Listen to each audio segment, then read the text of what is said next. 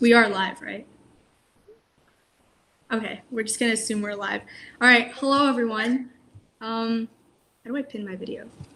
This is our first time doing this, so we're still figuring it out. Hi. But Welcome. Be welcome hello you. everyone. Hola. All right, so welcome everyone to the first ever SLAC debate. SLAC, Student Leadership Association for Change. So this has been in the works for the past month or two. There's been a lot of work behind the scenes with our team. You see our team here today, and then there's Suhan as well, who's kind of behind the screens working tech. We have Lindsay, we have Angela, we have Lydia, we have Mila, we have Kaden, and then we have Sophia, our debater. And then I myself am also part of the team. So all of us, the 7 of us together these past couple of months, have been working to bring this to you guys. So essentially, our mission as an organization is to foster government policymaking in the youth community to increase our presence in the government as a youth community. So the goal of these debates is to kind of create that space for students to come on board and talk about their opinions, talk about their ideas on how we could solve some of the problems we see in our community. Because there's so many issues, so many problems that are so prevalent in the community that need attention. And the more people that are advocating and putting their time towards resolving those issues, the more that we can get done. So with that said, Kaden, you have the floor. All right. Thank you, Nanzi. So, yep.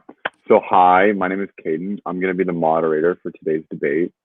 Today's topic has, in some ways, quite literally shaken the world. As our society evolves, so should our policy and the way that we treat each other. The question today, law enforcement reform.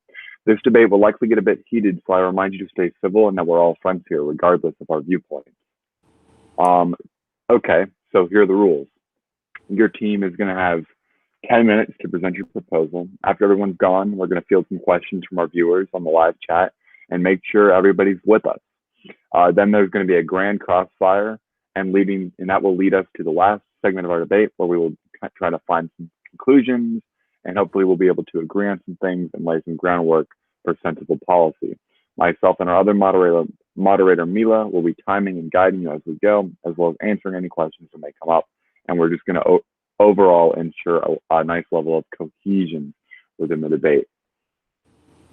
All right. So now I'm going to talk very briefly on our topic.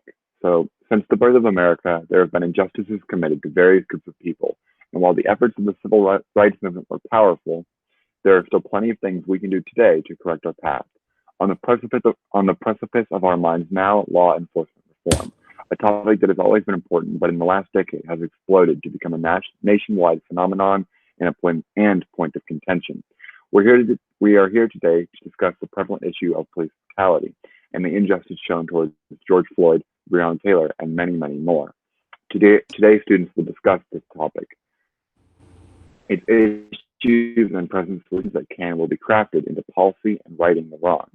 Before we begin, once again, remember to be civil, polite, and respect others' opinions. Now it's time for our first speakers to present their proposal and start the debate.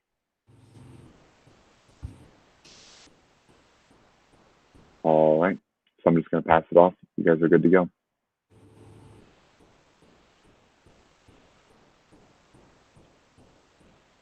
Okay, hi. Can everyone see my screen all right? Hopefully so. Yep. Okay. Hi, my name is Angela, and I'm working today with Lydia. Lydia's also here to talk about our side and what we're supporting in this debate. And our side is defunding the police. So we're going to give you guys a 10-minute presentation on why we believe to reform the police enforcement, we should defund the police. So to start off, let's look at how much is spent on the police. Right. So according to the U.S. Census of Governments, state and local governments spent $115 billion on police in just 1 year alone in 2017. In the graph that you see here on the left, it shows the police spending per capita in major U.S. cities. Right. So in Baltimore, for example, the highest police spending city, $904 is spent per one person. So that's a lot of money spent on the police department every year. Roughly one out of every $10 is spent by counties and townships on the police department, and one out of every $100 is spent on the police department in every state. So by that, you can see that the police department receives a lot of funding per year. So this is our argument summary. We're arguing to defund the police forces within North Carolina. We think that this would help the work against police brutality, leave more funds for important underfunded systems within North Carolina, and help bring a balance to society. Defunding the police doesn't necessarily mean that the officers won't get fair salaries or benefits and representation, but it simply means spending less on their annual budget within cities and eliminating unnecessary costs or funds that they should not use. And so defunding the police has a lot of supporters and a lot of different facets, but the common thread is that a monetary change should be in action. And we believe that youth should have a voice in this process. And so our first reason of support is police training. 9 out of 10 of police calls are for nonviolent responses, and yet police training mostly focuses on violent life-threatening calls more so than not. And so we really need to reevaluate how much money we're spending into these trainings that aren't very effective within real-life applications. Our second cause is the blatant over-policing on communities of color. Recently in Raleigh, funding was approved for a new police station to be built on Rock Quarry Road, and it's an area predominantly lived in by people of color.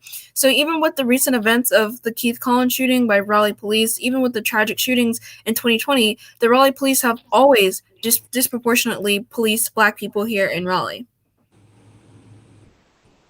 And so this graph was obtained from the open data policing within Raleigh, and we can see that 54%, or the majority of Raleigh, our city, is white.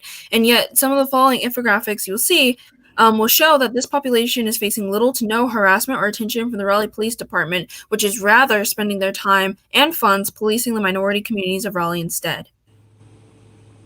Right, and this graphic is obtained from the same place. And within this graphic, you can see that Black people accounted for 46% of traffic stops. So there were only 80% of the population. However, Black people accounted for almost half the amount of traffic stops. This shows that the Raleigh police, disproportionately affects Black people, right? And then you can see in this graph here, it really breaks down into what those traffic stops were specifically for. And so these were traffic stops specifically for investigation. So as you can see, Black people are investigated way more than any other race or ethnicity by Raleigh police.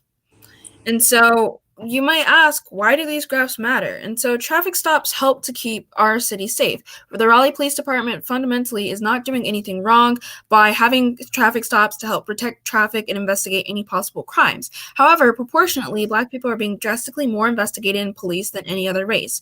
You may think traffic stops are not a big deal and a routine part of life, but to Black people, it can be a death sentence. The mental stress of being stopped by the police is far higher for Blacks than other races. And so unnecessary harassment of the community should not be funded. After hearing of the murder of Philando Castile, a 32-year-old Black man who was shot in his car after a traffic stop in Minnesota, as well as many other murders of unarmed Black men and women, this fear is understandable, but it should be addressed with a monetary change. Police are using cars, employees, equipment, gas, and time to over-police and harass the Black community at the expense of taxpayer dollars. They should no longer have the option to do this.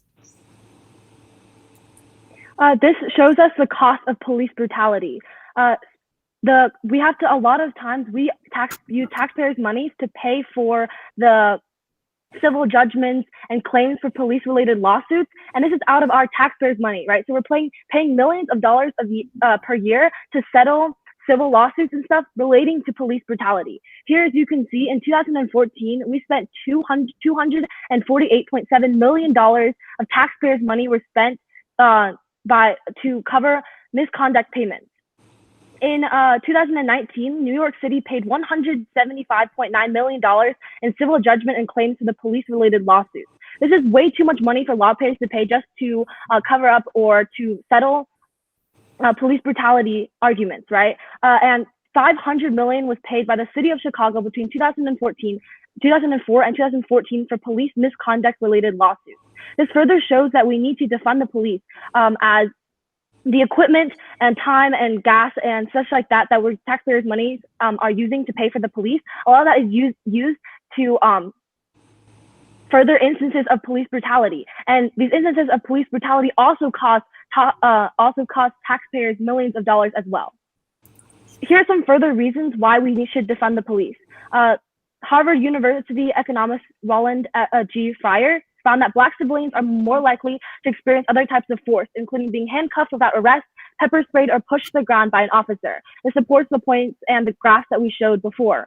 The time, the equipment, the gas, all the things that we are supplying to these officers are used in many instances of police brutality, which is why we should cut down on these funds. In order to end over-policing of military communities, we need to defund the police. And this will help to build more trust between the police and the community, create a police force that's racially equal, and protect all citizens of Raleigh. We must remember that the police department is not above the law. They should not have the funds to equitably apply it and pursue instances of police brutality. The funds will be better used serving the rest of the Raleigh community by reallocating it to other underfunded systems such as education and food security. So our legislation here and what we're proposing with our SLAC argument today is that for the 2021 city budget for the Raleigh Police Department, we would defund it, which is currently at $111 million. And we would defund this to help end over-policing, police brutality, and mass incarceration.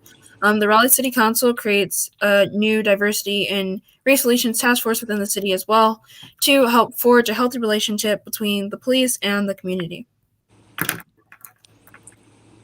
So we want to acknowledge some counter arguments. So those arguing on the other side arguing that for more police training instead of defunding the police. But here are some points as to why we believe defunding the police is the better way. So the root of the problem here is that there's a lack of trust between the community and the police department. And that lack of trust from the community is particularly problematic as it's layered on top of implicit racial stereotypes, racial inequality.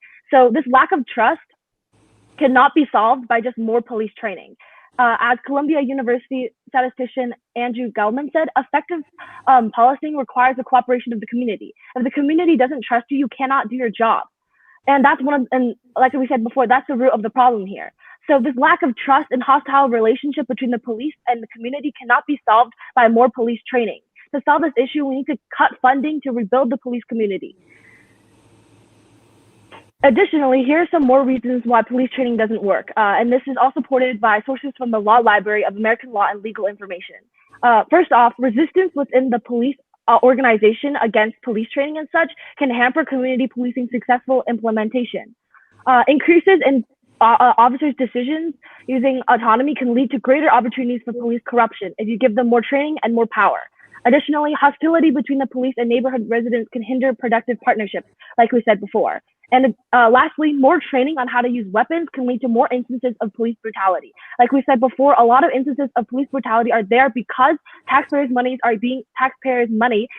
is being used to fund time, effort, equipment for the police department. And if we train them further on how to use these weapons and give them more weapons, that can lead to many more instances of police brutality. So that's why, in conclusion, we believe that the best way to reform the law enforcement is to defund the police.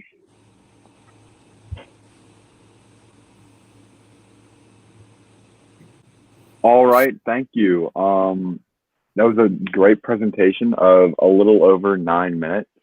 You guys did a wonderful job. That was our first ever SLAC presentation. So everybody give yourselves a round of applause. Yay. There you go. Yay. Now we are going to take some questions just regarding the presentation on the live chat. So I believe the stream might be running a little delay, so we'll probably have to wait for that a little bit.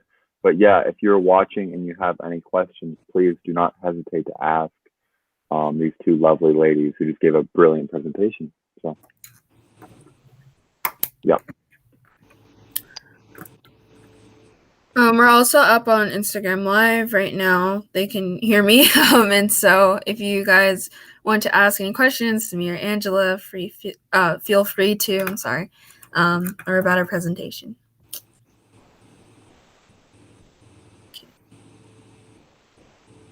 And Suhan can tell us, right? Suhan can tell us the questions. Suhan can tell us the questions. Mila's the questions moderator. Yeah, Okay. yeah, we just have to wait for questions to come in. Okay, sounds good. Okay, we have a question in. You talked about lawsuits, but if we defund the police, how will the victims who are filing the lawsuits be paid out? So I think I want to take this question. So I know we did talk a lot about lawsuits and how taxpayer money is being used to fund lawsuits, but I guess our fundamental idea is that if we defund the police, then they don't have the money to commit the crimes, which then lead to lawsuits and which lead to misconduct. And so everything, it's not an overnight solution, and we're definitely going to have to take some time to really restructure and reform law enforcement within our local communities. But we think that moving forward within the next 5 years, 10 years, like we need to start moving towards cutting the budgets for the police, and so they no longer have the funds to be able to get into the lawsuits in the first place. Angela, did you want to add anything? Yeah, that was basically what I was going to say. Okay. Well, thank you for the question. Mm-hmm. We have more questions coming in. Yeah, I can take the next one. So the next one is basically asking about, I think, how weapon usage training would lead to more uses of like weapons and stuff like that. One of the main things we want to bring up is like how we said in that statistic, 9 out of 10 police calls, 911 calls, and like instances where we need police are nonviolent. And there are a lot of, majority of the instances, police don't have to use weapons, like major weapons at all, right? Guns, pepper sprays, and tasers, they don't need to use these weapons. So if in already now they don't need to use those weapons, we shouldn't be using more taxpayers' money to train these police further on how to use these weapons correctly. If in most instances, they don't even have to use these weapons at all, right? So why would we spend more money to train them better if they don't need to have to use them? So that's like the main point behind that. Yeah, so I would add to that, well, everything Angela said is correct. It wouldn't really make sense to train these police officers how to use the weapons. One way we can get rid of the weapons is if we simply defund the police and defund the funds that they have to store weapons. A lot of police have riot gear. They have helmets and pads and shields and guns and so many other things that most of the time don't need to ever be used. And so instead of training, we could just simply take these things away by taking away the funds.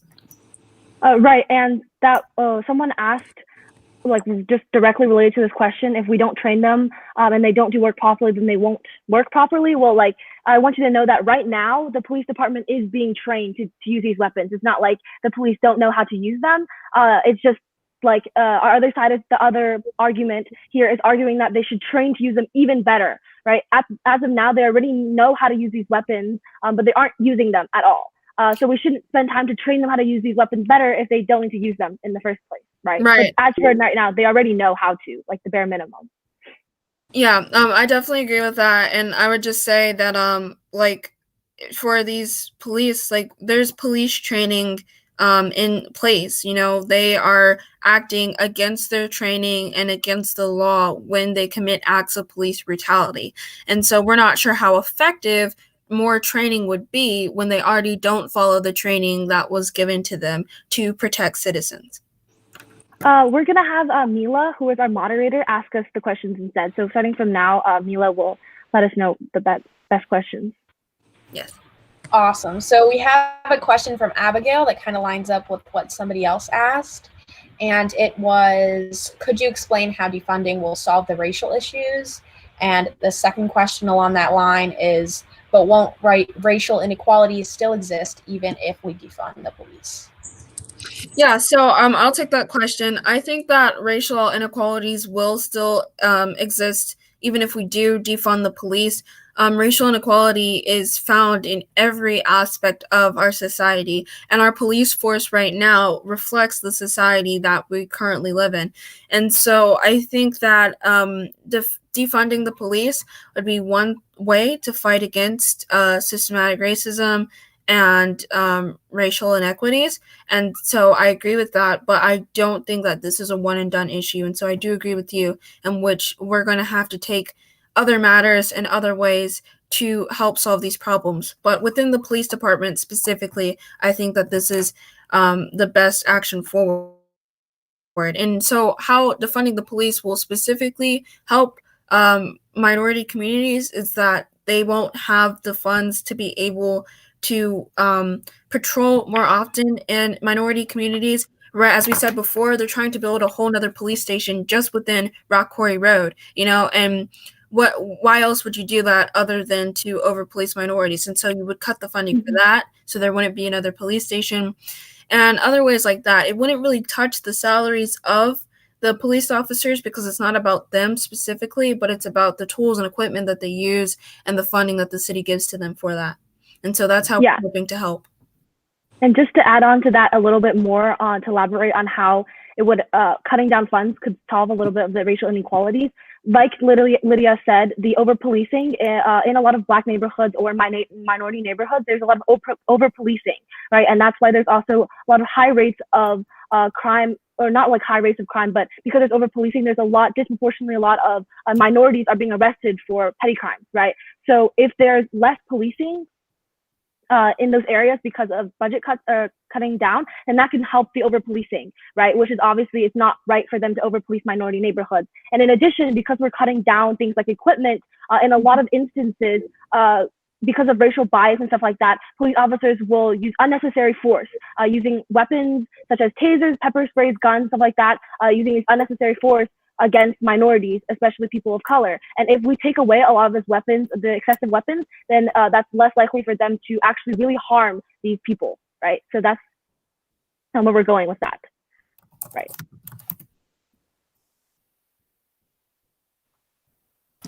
Okay, awesome. We have another question. We have quite a lot coming in right now. So we have a question. Have you thought about the issue of losing police officers because of defunding and the issue of getting new ones?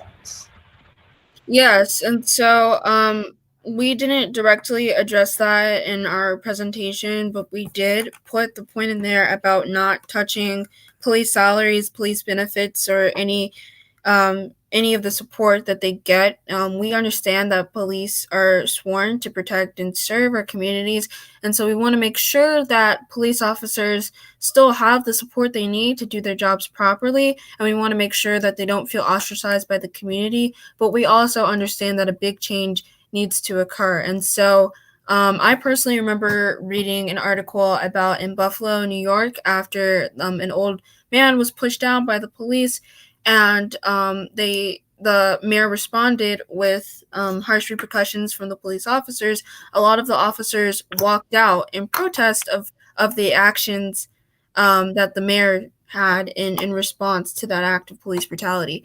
And so I understand that a lot of police officers may have conflicting ideas, and they may not truly understand what they signed up to do, what they swore to do. But I think it's to the benefit of the community if we try our best to help change the police officers' mindsets. And hopefully, if we can't do that, then change the funds and where it becomes the city's choice. The city should decide whether the police have the right to abuse us and the right to use brutality against us. The police officers should not get to decide that. And so that's what defunding helps. Yeah, to add on to that, and I guess if there's so many questions that kind of touch on that as well, we want to say that defunding the police does not just take away budget cuts, right? It also applies a sort of social stigma in a way on the police department, right? It tells the police department in a way that they should not have the power. They are not above the law, right? In a lot of instances, a lot of police officers, I'm not saying all police officers, but in some cases of police brutality, right? Some police officers believe that they have too much power, that they have a lot of power. And sometimes these police officers think that they have control of everything and they're above the law. And so if we cut budget cuts, not only will we take away money to be able to use that in other places in our community, we also sort of give a message and apply stigma to let police officers and the police officer enforcement know that they're not above the law, right? And that they're here to protect us, and they shouldn't have over control or overpower, right? So that's also a thing that comes with defunding the police. Awesome. I think we have time for one more question. So one that is really good is from Abigail again. How can we guarantee that the budget cuts will lead to less policing in minority communities? So I think the way we can guarantee the budget cuts will lead to less policing is if with the remaining funds, we make sure that they're equally spread throughout the city of Raleigh. We brought up the point before of them trying to build a new police station within Rock Quarry Road, this year within the 2020 approved Raleigh budget. This policy and our beliefs on that would stop that from happening. There wouldn't be any extra police stations going up. There wouldn't be any extra patrolling in the area. And another way we can do this is, along with the defunding, redistributing the funds within the police force so that they would have to rely on the funds that are for their particular area that they're in charge of policing. Then that would help with not policing minority communities, because what we have to realize is Raleigh has a lot of different factions. We have Northeast Raleigh, we have North Raleigh, we have like the Wakefield area, we have Southeast Raleigh High School, and all those places, and they're all within one city. And so being that we have so many different places here with so many different demographics, ethnicities, and races, we believe that the police should treat all of those areas with the same amount of respect. And so that means using the funds to deploy police officers to patrol in the areas the same, to make sure that the police officers are not moving different areas or staying in one location, and to make sure that no more police offices or headquarters get built anywhere in minority communities to help stop over-policing. Right, and to add on to that and like basically end off me and Lydia's part, I want to say that we want to start off. That's like our first step, right? Defunding the police is our first step to try and end racial inequality in the law enforcement and police brutality. We're not saying that as soon as we cut budgets that's just going to end all racial equality. After we defund, we're going to continue working after defunding to work on cutting down racial equality, right? But we're looking at defunding the police as our first step here. And so after we defund the police, we as SLAC will probably also try and work together to try and fix racial inequality in police department and law enforcement, stuff like that. But I just want to reemphasize that defunding the police is the first step, and we're going to work further after that first step to try and actually end racial equality. So yeah, and on to that note, I think, yeah.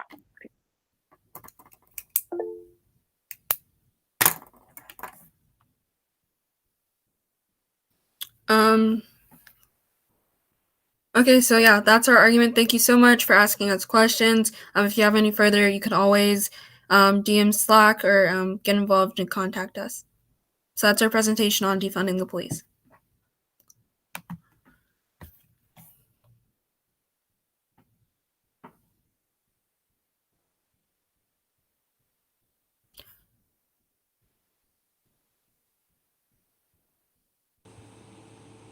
But Kaden, I think your mic's off. We can't hear you. Or it might just be me. Bear with me for 1 second here. All right. Yeah, we can hear you now. All right.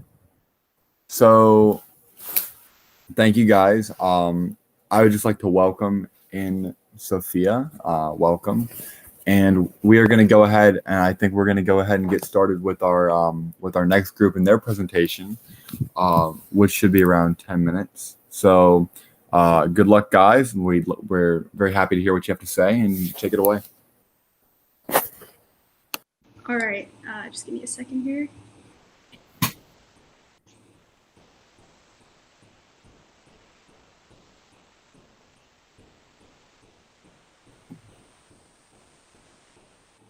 All right. So while Lydia and Angela talked a little bit about defunding the police, we have a kind of a different perspective on how we can address the issue in the community. And that's by extending or reevaluating and restructuring police training. So the problem that we see in the US is that police brutality, it's huge. It's absolutely unexcusable, like to the extent that it's happening. And problems come from within our policing system. And if we can fix the system, we can fix the problem.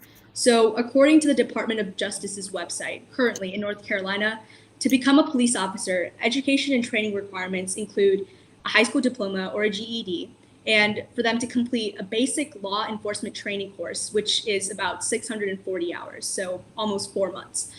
But like the fact that our police training is so short, and we'll talk about this later in the presentation about like the relativity of our training programs in this country to other countries, but it's in tremendously a short amount of time.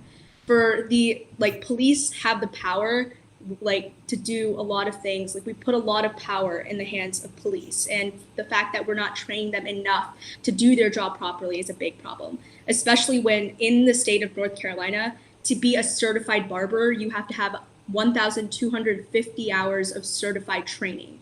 And police training is only about 620 to 640 hours. That's almost half of what a barber needs to be certified in the state. And to quote a police chief from the Cary Police Department, someone we actually talked to yesterday, is that police have the power to take a life or to take your freedom, and it's a huge responsibility.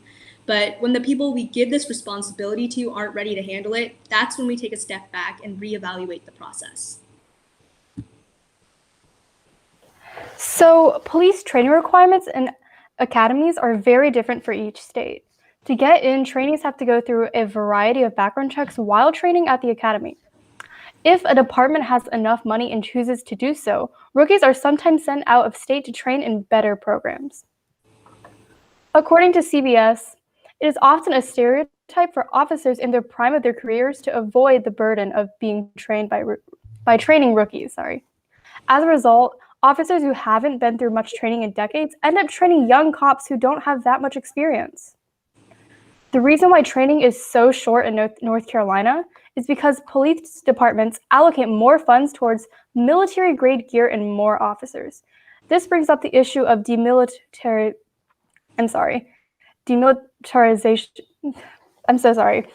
Demilitarizing the police, which I think that both sides can't agree on.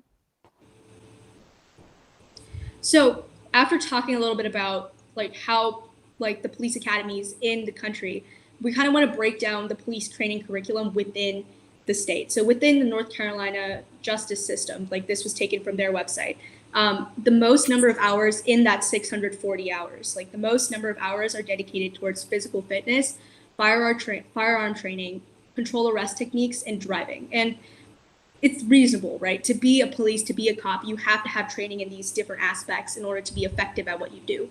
But the problem comes in where the least number of hours are dedicated to things like crime prevention, human trafficking, and ethics, which are three of the main pillars that are kind of the cause for the police brutality issues that we're seeing in the country right now.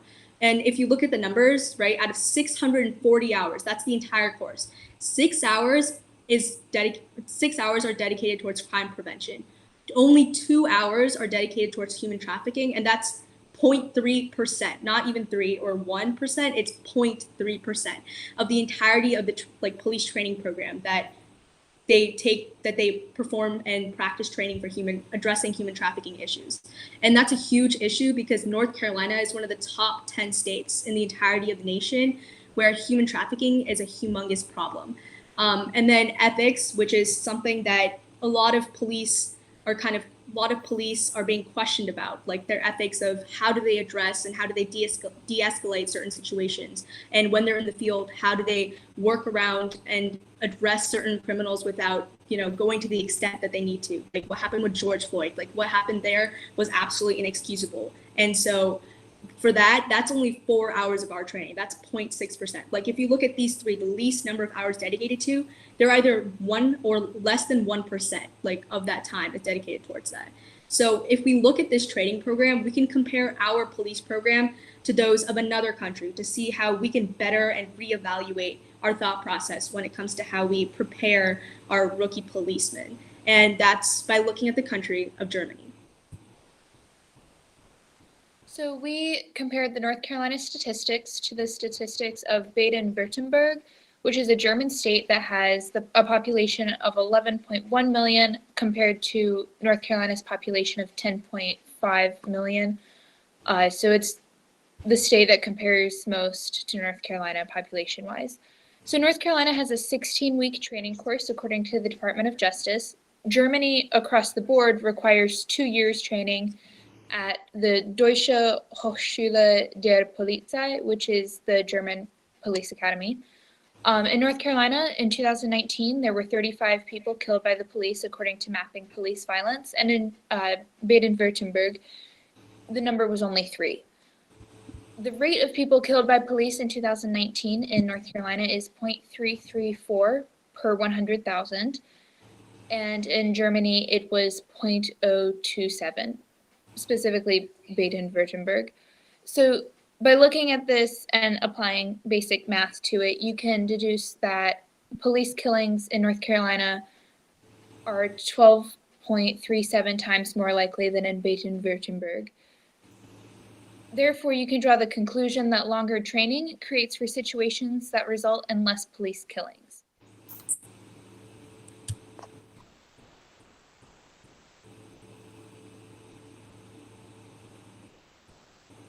Also compare police those two different states. For example,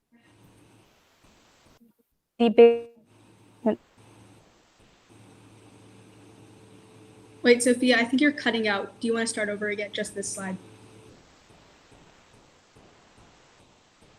Hello? Should I read for her?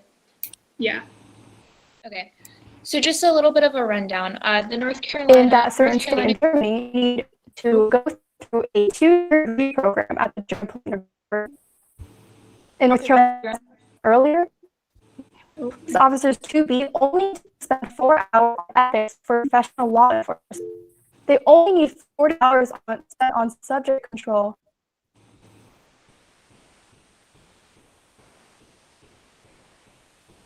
So North Carolina uses the basic law enforcement training, which is a 16-week program, 640 hours in total, according to the Department of Justice. There's only 4 hours required on the ethics for professional law enforcement. You only need 40 hours on subject control arrest techniques. You only need 2 hours on human trafficking. Sorry, can you hear me better now?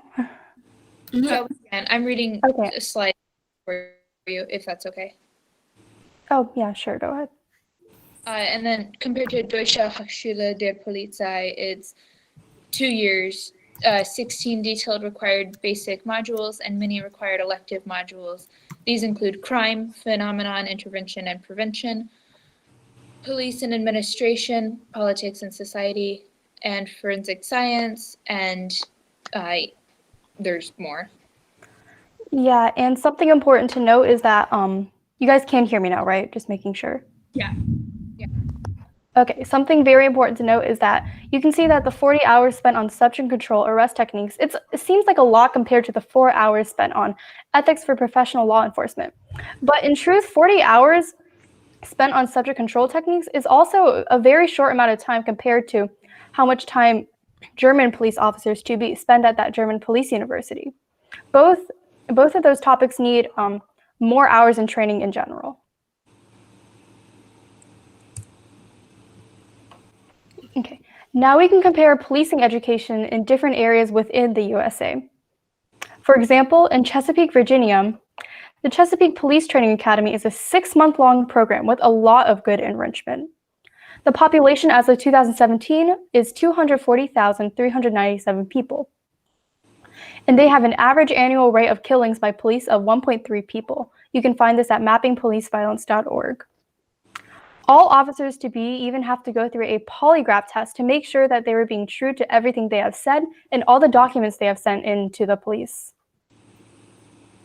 California has a minimum requirement of 664 hours, according to California government's website. In 2019, there were approximately 145 people killed by police, the largest population being Hispanic people, followed by white people.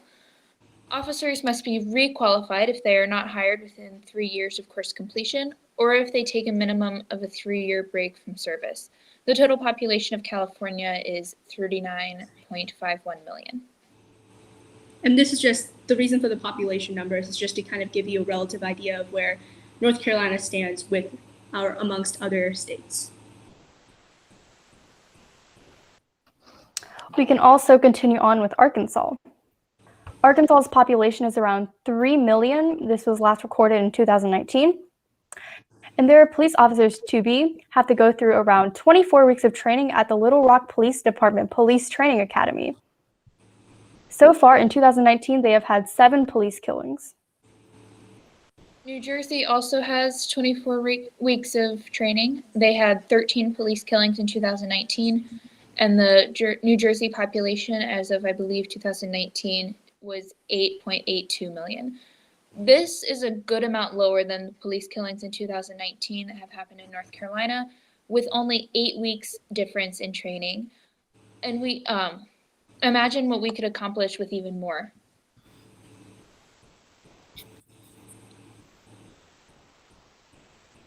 So of course, we have come up with a solution for this problem that we have here. We think that we should redesign the North Carolina Police Training Program. How?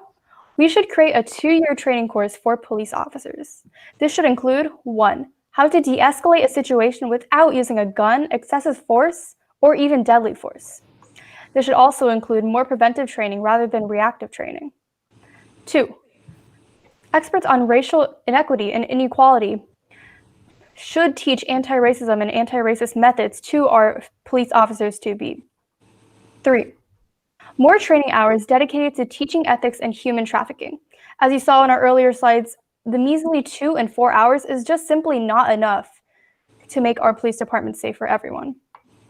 We also want to incorporate psychological testing for police officers to be during training to make sure they're fit for being an officer, and we want to continue these psychological tests annually for both existing officers and police officers who have been brought into the system.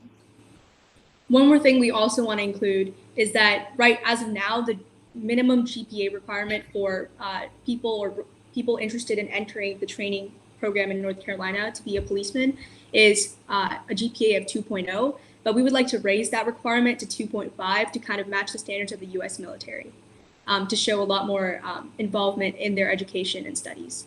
Additionally, we would like to call for the North Carolina Department of Justice to take charge of this initiative because they're the ones who essentially have power over the police departments and the justice system in North Carolina. So, and kind of this entire solution to kind of adapt with what was said in the previous presentation with defunding the police was kind of, we could use those funds instead of completely defunding the police and redirect them towards redesigning an entirely new police training program.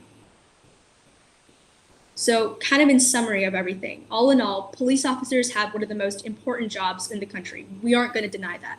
But that also means that they should be well educated to prevent terrible situations from happening, not causing them. So no one is inherently born evil, and it's through teaching and experience that they become the way they are. And it's the same with police officers everywhere. So our solution is designed to help them with that teaching experience, for them to learn from the start. Like, we're trying to address the problem from its roots and learning from the start the right way to do things, learning from the start how to address certain situations, de-escalate a situation properly is something that we believe will be an effective solution. And obviously, after this presentation, we kind of talk amongst ourselves on how we can combine our two solutions to create a more optimized, more beneficial one. That's where the whole realm of redesigning the police training program actually fits in.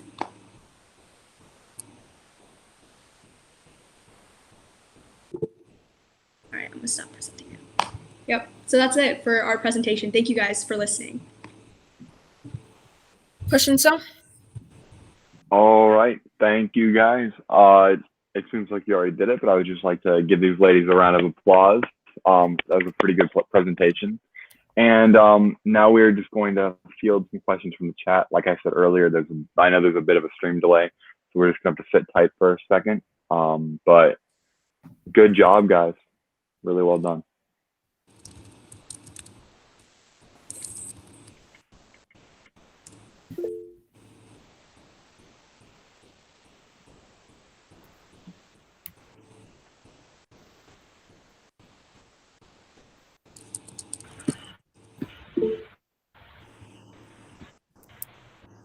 Thank you, everyone, for the great questions and conversation starters in the chat. So go ahead and ask some more.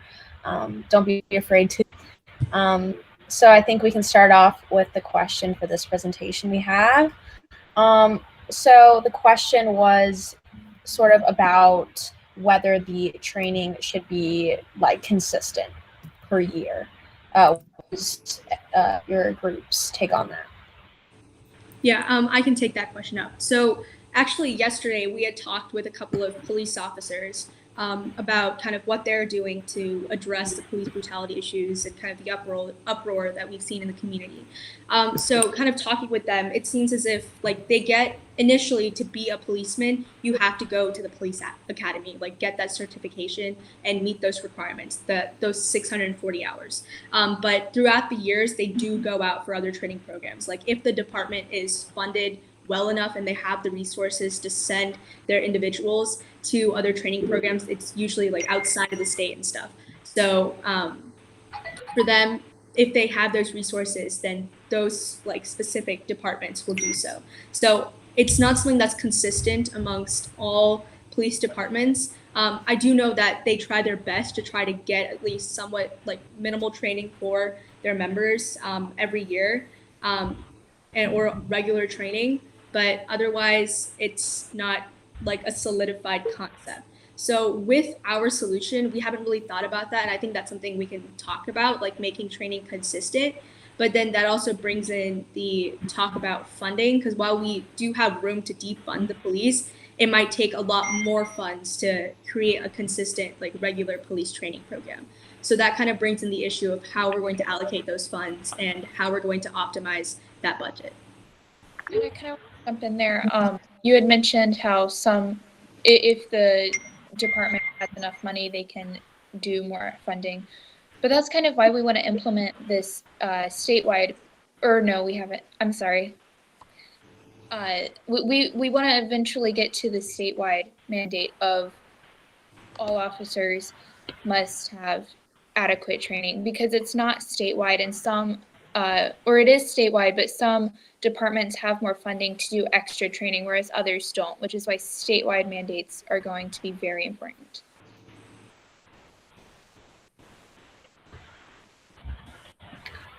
Awesome. So we have another question, which kind of two that go together, both about the funds. So if we're increasing the funding, so will extra training require more funds for the department? And then the second question is, police in North Carolina aren't really compensated that well. Would we raise their pay if we require 2 additional years of training?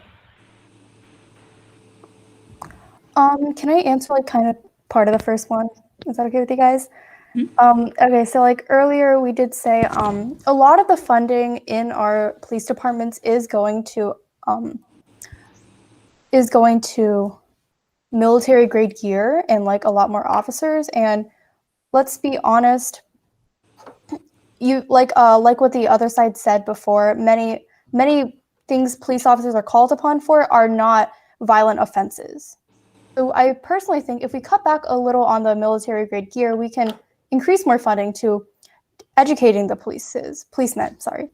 And that's kind of how I see we don't necessarily have to put in way too many funds into the police, since they are already pretty heavily funded, as we can all tell. But we can just change where the funds are going to and what is getting more fund. And what was the second question again? Yes, the second question was, police in North Carolina aren't compensated that well already. Would we raise their pay if we require 2 additional years of training? And then he said salary of a sworn officer in Raleigh starts at $30K. Okay, I can try to answer that. And I'm pretty sure Angela and Lydia talked about this in their presentation about like, if we were to defund the police, we wouldn't be taking away from their salaries. And I think they gave a couple of numbers as well. I can't quite remember them, but in terms of restructuring the training and how that affects salaries, I don't really know much about that. But what I can say is that by increasing training, like we talk about how the budget as of right now, it's not being properly used. It's not optimized for like the funds that need to go places, like where funding is needed, funding is not going there, and where funding is not needed, funding is being put in there. So funding is going into all the wrong places, and if we just work on reallocating and restructuring that budget, then we could do a lot more at a lot faster and provide better salaries and better compensation for our police officers. So it's just important that we crack down on those numbers and figure out where those potholes are so we can fill them.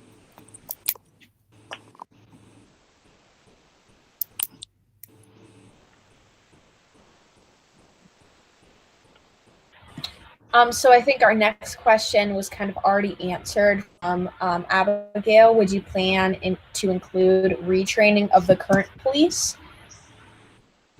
I think that might be something, because like talking about retroactivity, because after passing this, if we got this solution to have somewhat of an effect or impact in the community, then it would only apply to new officers coming in, essentially, because like already like in the force, you know, people who have been in the force for years now, they don't go back to the police academy while they do attend different training programs. So I think if we figure out some way to include, like create that retroactive aspect, which is like, I'm open to your guys' ideas. So if we can figure out what that is, then it would be something that we definitely should include. And that could be in the form of creating more like a kind of a side academy for already established like police officers to be retrained. And once we have that, then we don't really have to keep that academy anymore, because then we could reuse those funds for something else afterwards. Go to that refresher people, I think Iona was talking about for every year. Adding on to Nandini and Lindsay, in our solution part, we also said that we would have continued psychological testing annually for police officers. I personally feel like for police officers who are already police officers, we can start to enforce that. It's a lot easier said than it's a lot easier to say than putting the police officers back into police academies.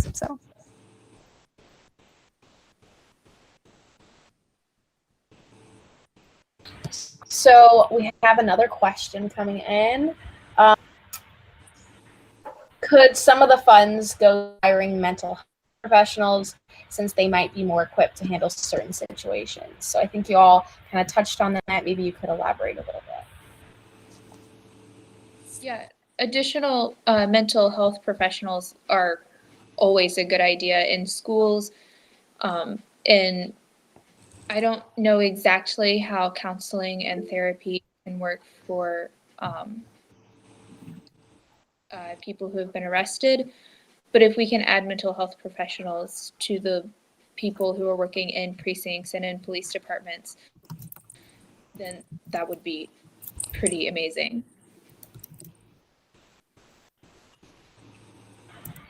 And we have one more question going. How do you feel about non-lethal defense training like martial arts police officers?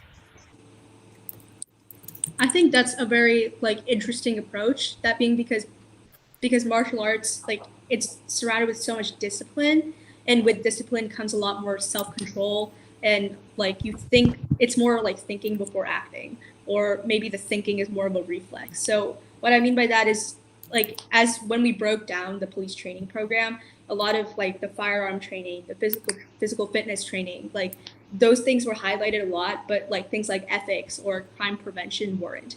So when it comes to like having martial arts training for police forces, that's something that I think we should definitely explore if it's feasible. Yeah, any non-lethal defense training is good. You don't want to kill people if you don't have to. Yeah. All right, ladies and gentlemen, I think that is going to be our last question for our second proposal. So we've gotten quite a bit done. So our next step in this debate is going to be the grand crossfire, where we'll be able to just have more of an open conversation. And then after that, time permitting, We are just going to try to talk about drafting some policy, which might stretch into after this event and just going into further talks on how we can draft policy with our change makers. But I think right now, before our Green Crossfire, I think we're going to take a short recess so that we can kind of regroup and prepare for that. So I'm just trying to look at the time here. Do you guys want, I'm just going to ask them, do you guys want 5 minutes or 10 minutes to prepare for recess? I think 5 is good. 5? All right. Sound good, guys? Okay. Yeah, we'll keep All 5 right. minutes.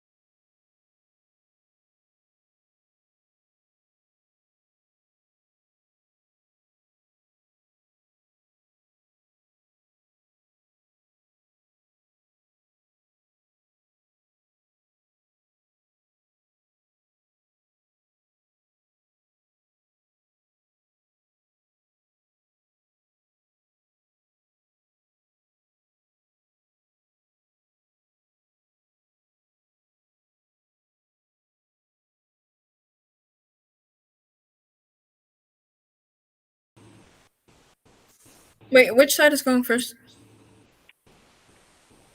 We should probably just decide who's going to start talking. Can I ask? All right. Absolutely, Angela. You can ask the first question. But we are back. We are live. Welcome back, everybody. Thank you for bearing with us. We're not there yet. We're not there yet. We're still at intermission, I think. Wait, no, 200 said back. There's We're a good. lag. We're Oh, yeah. back. There's a lag. Oh yeah. Yep. Sorry. All right. Sorry. You're Cool. back. That's my bad. Yeah. That's my bad. We're back for real this time. All right. So thank you for bearing with us on our short break. We're just collecting our thoughts a little bit, and hopefully this will be a good conversation we're about to have.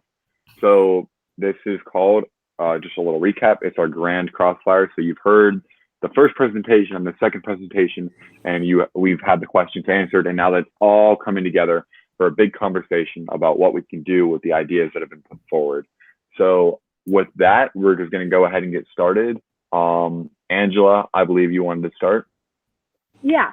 So again, I'm asking during the team that wants to push police training. So a lot of times in the police department, there's racial inequality because of racial bias. And a lot of instances of police brutality, it happens because of racial bias. So how will training police how to use weapons better get rid of their racial bias, right? Like a lot of police officers know how to use guns correctly, but they still use excessive force because of their racial bias. Yeah. So you can take the floor. Go ahead, Lindsay. I was going to say, so if you'll know, our training plan involved a lot more ethics training versus weapons training. So that's part of the problem. There is so much more ethics training or so much more weapons training than ethics training. And that's where we really want to elevate the ethics, because police officers are trained how to use a gun, and that's important. But they don't need to be really trained how to use a gun any better, because we don't want them using that weapon more. We want them using it less. And like one of the main points about like the police training solution that we put forth is restructuring and reproportioning the time allocated for the different the problems that they're addressing. So what I mean by that is, if you think about with the concept of relativity, regardless of us, if we decide to reduce the number of hours dedicated towards physical training and firearm training, that shouldn't matter. It should be ethics training should just be more or increased, so that the importance of ethics is incredibly prevalent. And if it's possible for us to decrease that physical fitness and firearm training without compromising the police's capabilities, then that's something we can definitely try to do. I'm not saying no to that. It's just that if that's a necessity to keep it the way it is, we just have to reproportion and show and demonstrate that there are other things that are more important than just physical capabilities.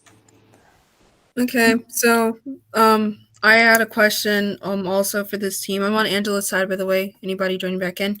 We were 4D